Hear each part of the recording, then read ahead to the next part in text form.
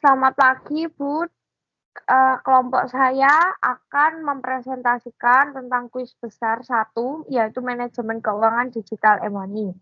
Anggotanya ada saya sendiri sebagai Maria Madea, ada Sonia Maria Paramita, ada Yoselin Aprilia, ada Maliku Zahro, Sonia Halim Sugiono, Elena Rieka Audria, dan Gertrudis Anya Novena. Tolong di next. Yang pertama adalah pendahuluan. Keuangan digital atau financial technology merupakan salah satu bentuk alternatif berinvestasi yang menyediakan pilihan bagi masyarakat yang mempunyai keinginan untuk mengakses layanan jasa keuangan secara praktis, efisien, nyaman, dan ekonomis. Dengan adanya fintech, hal itu sangat mempengaruhi gaya hidup masyarakat ekonomi. Financial technology muncul pertama kali di Eropa pada tahun 2005. Saat itu adalah perilisan perusahaan P2P lending pertama di Inggris, Zopa. Founder Zopa juga menganggap bahwa inovasi keuangan perlu dibentuk untuk menciptakan pengalaman yang lebih baik. Setelah Zopa sukses, muncul fintech baru bernama Circle yang berhasil membantu 40.000 pengusaha. Fintech ini digemari karena memberikan keuntungan bagi kedua belah pihak. Setahun setelahnya, di Amerika mulai muncul fintech yang juga berjenis P2P, dan fintech mulai muncul di Indonesia pada tahun 2015. Perusahaan-perusahaan fintech baru muncul setahun setelahnya. Saat ini lebih dari 150 financial technology telah terdaftar di Otoritas Jasa Keuangan atau OJK. Tolong di next. Definisi dari financial technology atau keuangan digital sendiri menurut Otoritas Jasa Keuangan yaitu fintech merupakan sebuah inovasi pada industri jasa keuangan yang memanfaatkan penggunaan teknologi.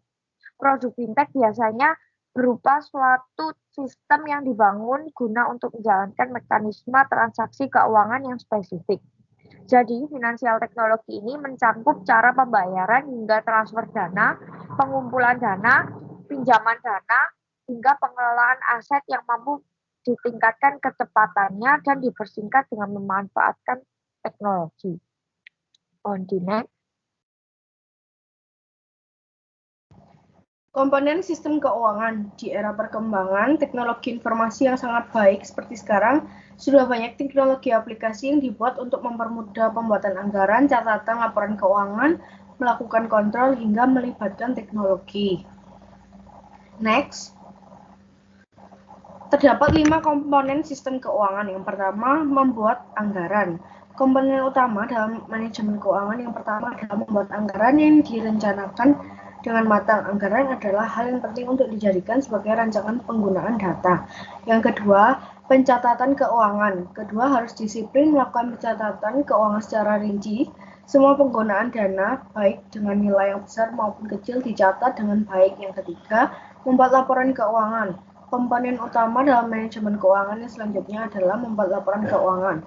Semua transaksi yang sudah dicatat, baik untuk kebutuhan pembelanjaan, penyaluran tabungan dan investasi, dan lain-lain disusun sebagai laporan yang rapi. Next. Yang keempat, melibatkan teknologi. Komponen utama dalam manajemen keuangan yang terakhir adalah melibatkan teknologi yang mudah proses manajemen keuangan itu sendiri. Yang terakhir, melakukan kontrol internal. Jika anggaran, catatan, dan laporan keuangan sudah dibuat dengan disiplin dan rapi, maka kamu bisa melakukan pengontrolan terhadap penggunaan dana dengan lebih matang lagi. Next. Perubahan era digital. Perubahan era digital yaitu perubahan informasi yang mudah dan cepat diperoleh serta disebarluaskan menggunakan teknologi digital. Era digital ditandai dengan maraknya penggunaan perangkat teknologi informasi dan komunikasi, serta adanya digitalisasi. Digitalisasi adalah pengubahan data dan informasi dari bentuk analog menjadi bentuk digital. Misalnya pada surat kabar yang dahulu menjadi sumber berita utama bagi masyarakat, sekarang mulai tergantikan dengan media berita menggunakan internet. Ini menjadikan berita dan informasi menjadi lebih cepat tersebar. Next. Oke, kita mulai dari masa depan keuangan digital. Jadi hadirnya fintech di Indonesia itu telah membantu masyarakat menyelesaikan berbagai masalah. Berikut beberapa jenis fintech yang sedang berkembang dan memberikan solusi finansial bagi masyarakat Indonesia. Yang pertama ini adalah crowdfunding, yang merupakan penggalangan dana. Salah satu model fintech yang sedang populer di berbagai negara termasuk Indonesia juga. Dengan adanya teknologi ini juga masyarakat dapat menggalang dana atau berdonasi untuk suatu inisiatif atau program sosial yang mereka pedulikan. Contoh startup fintech yang dengan model crowdfunding ini yang lagi populer banget di Indonesia adalah kitabisa.com. Next itu kita move lagi ke microfinancing, yang adalah salah satu layanan fintech yang menyediakan layanan keuangan bagi masyarakat kelas menengah ke bawah untuk membantu kehidupan dan keuangan mereka sehari-hari. Jadi microfinancing ini berusaha untuk menjembatani permasalahan tersebut dengan menyalurkan secara langsung modal usaha dari pemberi pinjaman kepada calon pinjaman. Salah satu startup yang bergerak dalam bidang microfinancing ini adalah Amarta, yang menghubungkan pengusaha mikro di pedesaan dengan pemodal secara online aja. Selanjutnya ini adalah fintech yang cukup terkenal juga dan sering mungkin dipakai oleh para penggiat pinjol ya kan. Tapi ini dari bahasa Inggrisnya itu adalah P2P, leading service. Fintech ini membantu masyarakat yang membutuhkan akses keuangan untuk memenuhi kebutuhan. Dengan fintech ini juga konsumen dapat meminjam uang dengan lebih mudah untuk memenuhi berbagai kebutuhan hidup tanpa harus memulai proses berbelit-belit yang sering ditemuin di bank konvensional. Jadi kayak banyak banget prosesnya. Tapi kalau misal di kayak di pinjaman online ini tuh gampang banget, cuma foto KTP sama tinggal minta agreement aja gitu kalau nggak salah ya. Salah satu contoh fintech yang bergerak dalam bidang pinjaman uang ini adalah Awan Tunai. Terus masih banyak lagi, tapi yang paling terkenal ini adalah Awan Tunai, yang merupakan sebuah startup yang memberikan fasilitas cicilan digital dengan aman dan mudah. Next, di poin keempat ini adalah market comparison. Dengan fintech ini teman-teman dapat membandingkan macam-macam produk keuangan dari berbagai penyedia jasa keuangan. Nah, fintech juga dapat berfungsi sebagai perencana finansial. Dengan bantuan fintech, penggunanya juga dapat mendapatkan beberapa pilihan investasi untuk kebutuhan di masa depan. Yang terakhir adalah digital payment system. Fintech ini bergerak di bidang penyediaan layanan berupa pembayaran semua tagihan seperti pulsa dan pasca bayar, kartu kredit, atau mungkin token listrik PLN. Salah satu contoh fintech yang bergerak dalam digital payment system ini adalah Payfast, yang berbasis keagenan untuk membantu masyarakat Indonesia, terutama mereka yang tidak memiliki akses ke bank untuk melakukan pembayaran. Jadi berbagai macam tagihan itu setiap bulannya bisa dengan mudah aja dibayarin gitu. Nah, kalau dari jenis-jenisnya mungkin teman-teman udah mengerti ya kan, dan udah tahu, tapi agak asing karena ada istilah-istilahnya itu.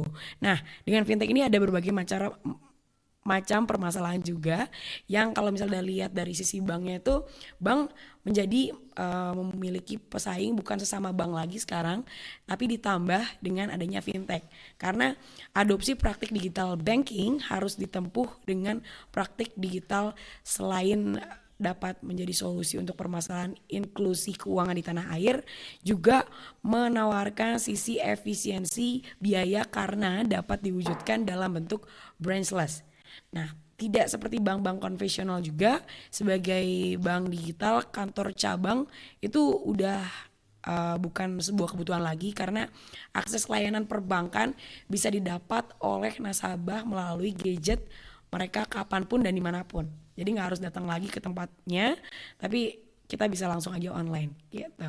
Selanjutnya ini adalah buat bank, adanya teknologi digital yang terus berkembang juga membawa ancaman munculnya kompetitor baru dari bank lain yang asalnya dari luar. Bagi nasabah, ancaman muncul dalam bentuk keamanan ini merupakan ancaman juga lebih tepatnya keamanan data atau mungkin cyber security. Adanya prinsip pengelolaan risiko yang tidak efektif oleh para pelaku P2P, leading maupun perusahaan teknologi keuangan lainnya yang mengadopsi digital banking bisa merugikan nasabah atau kreditor.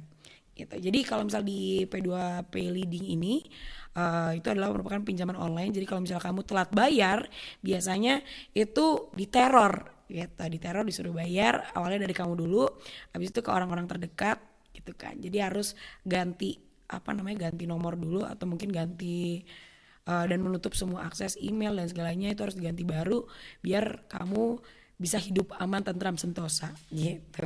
Selain itu, resiko tersebut juga bisa mengancam stabilitas sistem keuangan di tanah air.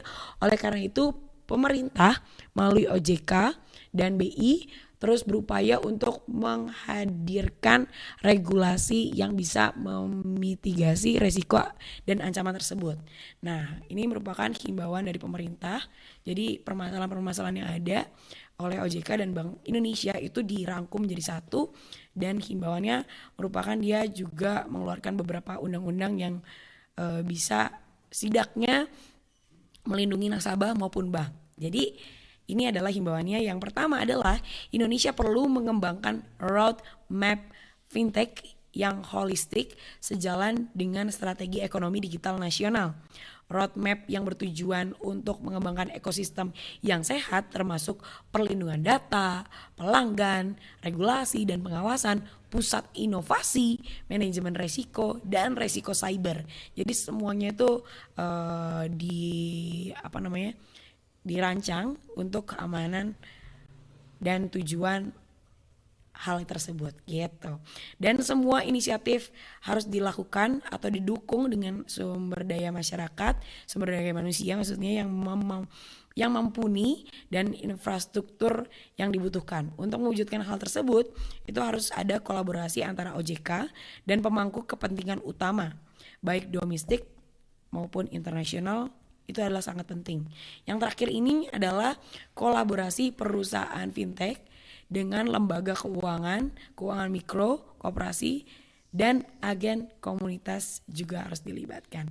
Begitu presentasi dari saya, Nyonovena. Selanjutnya bakal dilanjutkan oleh teman saya. Terima kasih. Ya, selanjutnya saya akan presentasikan tentang bahasan jurnal keuangan digital yang berjudul Fenomena Penggunaan e-wallet di Kalangan Pengusaha Warung Makan di Perkantoran Jakarta, ditulis oleh Timotius Rudianta. Next.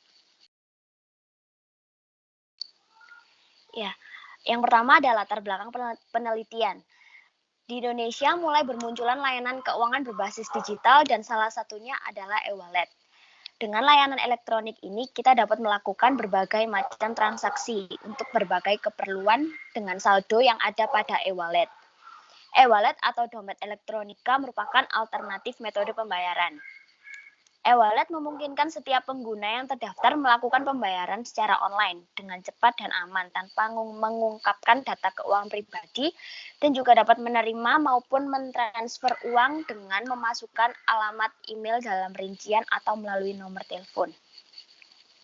E-wallet mempunyai fungsi yang hampir sama dengan dompet fisik. E-wallet untuk pertama kalinya diakui sebagai metode penyimpanan uang dalam bentuk elektronik. Kemudian terkenal karena cocok bagi pengguna internet untuk menyimpan dan menggunakannya saat berbelanja secara online. Next, bisa dijelaskan oleh Lili. Ya, salah satu dari e-wallet tersebut adalah GoPay. GoPay merupakan dompet virtual untuk menyimpan Gojek kredit yang bisa digunakan membayar transaksi yang berkaitan dengan layanan aplikasi Gojek. GoPay kini telah memperluas jangkauannya hingga ke berbagai usaha mikro, kecil, dan menengah atau UMKM di Indonesia. Gojek memposisikan dirinya sebagai teknologi enabler untuk memperkuat pelaku UMKM karena merupakan salah satu cara untuk mewujudkan nilai utama Gojek, yaitu menciptakan dampak sosial. Wujud nyata usaha Gojek ini memperkuat pelaku UMKM adalah dengan cara membuka akses teknologi kepada para pelaku sektor informal dan UMKM untuk mengatur keuangan dan memperluas pangsa pasar industri kuliner melalui layanan GoFood dan GoPay. Saat ini GoPay telah memperoleh izin Bank Indonesia untuk memakai QR Code sebagai salah satu metode pembayaran. Karena itu perusahaan sudah mulai menerapkan metode tersebut di sejumlah pedagang makanan kaki lima serta berencana untuk melakukan ekspansi yang lebih luas lagi. Next. Untuk sampel penelitiannya, peneliti melakukan wawancara terhadap 5 orang pengurus dan pemilik warung makan. Peneliti melakukan teknik analisis data dengan cara melakukan wawancara terhadap pedagang UMKM. Dan selanjutnya ada variabel penelitian. Jadi variabel yang akan diteliti yaitu persiapan pedagang UMKM dalam menghadapi fenomena pembayaran melalui scan QR code GoPay. Next. Lalu selanjutnya saya akan menjelaskan mengenai metode penelitian. Metode penelitian di penelitian ini menggunakan metode kualitatif yang berguna untuk memahami fenomena scan QR yang sedang terjadi pada saat ini dengan menggunakan pemikiran Merleau-Ponty. Unit analisis penelitian yang didapatkan yaitu bagaimana persiapan pedagang UMKM dalam menghadapi fenomena pembayaran melalui scan QR code GoPay. Pengumpulan datanya melalui data primer dan data sekunder. Next. Dari data primer melalui observasi dan wawancara. Wawancara dilakukan pada 5 orang pengurus dan pemilik warung makan, dan dari hasil wawancara itu akan diobservasi. Lalu data sekunder diambil dari buku literatur, situs di internet, sebagai referensi untuk pembuatan jurnal. Untuk teknik analisis data menggunakan teknik pemeriksaan kepercayaan data triangulasi dengan sumber dan metode.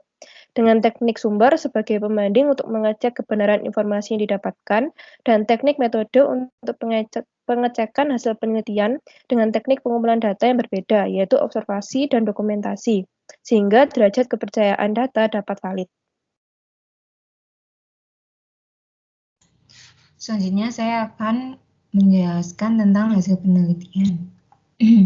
Pada wawancara pertama yang dilakukan di kantin karyawan, pemilik warung mengatakan tidak mengetahui mengapa ia menggunakan sistem pembayaran scan QR GoPay tersebut.